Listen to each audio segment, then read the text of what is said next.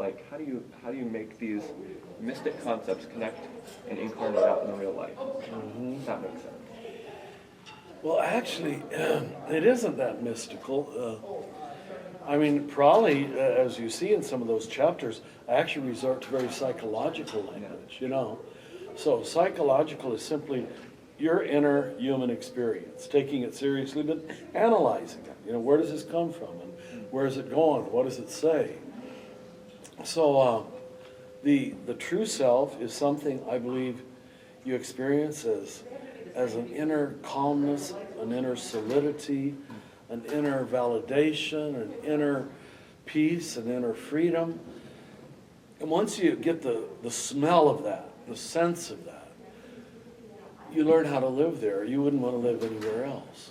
Whereas the false self will have this feeling of insecurity and who likes me, and you know, am I popular, and is it making money, and is it working?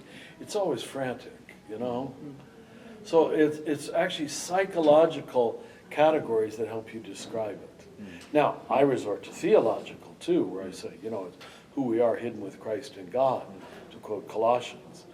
So the theology is there, but because I'm talking to 21st century Americans, you have to use, to some degree, psychological language, or it doesn't make any sense to them. Yeah, and that is a weakness of your tradition, that you're afraid of using that because you think it's watering it down.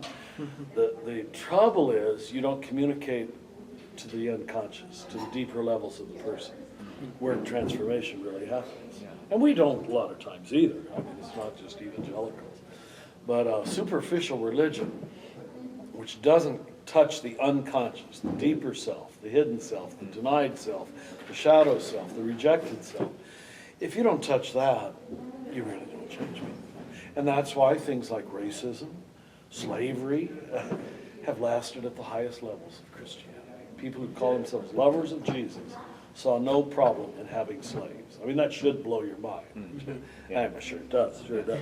It should blow your mind. That, wow, this isn't even close to Christianity. Not even close. In fact, it's antithetical to Christianity. But not only that we could do it, but that a large percentage of us didn't see it as a problem.